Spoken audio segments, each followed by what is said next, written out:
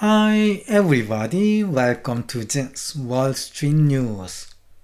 According to the US Department of Labor, the number of Americans claiming unemployment benefits fell from 234,000 to 227,000 in the week ending August 10th, less than market forecasts of 235,000. According to the U.S. Census Bureau, U.S. retail sales rose 1% in July from the previous month, stronger than expectations of a 0.3% increase. According to the Federal Reserve, industrial production fell 0.6% in July month-over-month, lower than expectations of a 0.3% decrease. Atlanta Fed GDPNow estimates U.S. real GDP growth at 2.4% for the third quarter 2024. 10-year Treasury yield rises to 3.91% as the initial jobless claims and the U.S. retail sales helped investors soothe recession fears.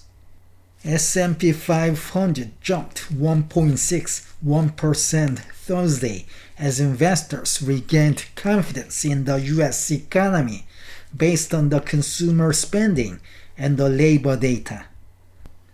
According to the U.S. Department of Labor, the number of Americans claiming unemployment benefits fell from 234,000 to 227,000 in the week ending August 10th, less than market forecasts of 235,000. The number of Americans receiving benefits after an initial week of aid also decreased from 1,871,000 to 1,864,000 in the week ending August 3rd. So we can see the initial jobless claims have been on an uptrend from 194,000 in January to 250,000 in July 27th. But fortunately, the number has declined for 2 consecutive weeks. When it comes to the continuing jobless claims, the number had been on an uptrend since April 20th, and we can see a slight decline in the week ending August 3rd. According to the U.S. Census Bureau, advanced estimates of U.S. retail and food services sales rose 1% in July from a month ago and 2.7% on a yearly basis. However, the reading in June was revised down from a 0% increase to a 0.2% decrease. Sales and motor vehicle and parts dealers increased 3.6% from a month ago. Sales at electronics and appliance stores rose 1.6% month-over-month and 5.2% year-over-year. But sales at sporting goods, hobby, musical instrument, and bookstores declined 0.7% from the previous month and 6.8% from a year ago.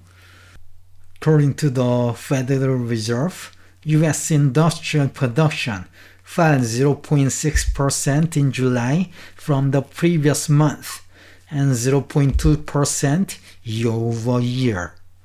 The Federal Reserve said, quote, early July shutdowns concentrated in the petrochemical and related industries due to Hurricane Beryl held down the growth of industrial production by an estimated 0.3 percentage point. Manufacturing output moved down 0.3% and output of utilities dropped 3.7% in July.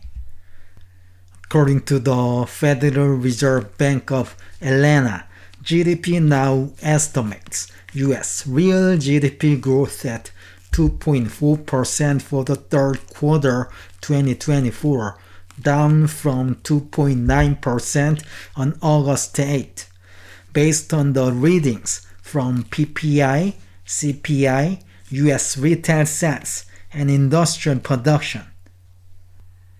10-year Treasury yield jumped at 8:30 a.m. as U.S. consumer spending and the labor market seemed stronger than expected. But the yield began to fall because the U.S. industrial production showed that the U.S. manufacturing is still struggling.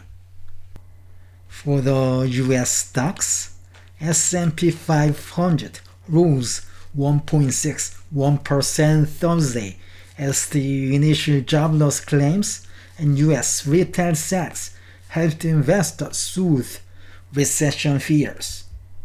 Dow Jones Industrial Average added 1.39% and the tech-heavy Nasdaq jumped 2.34%.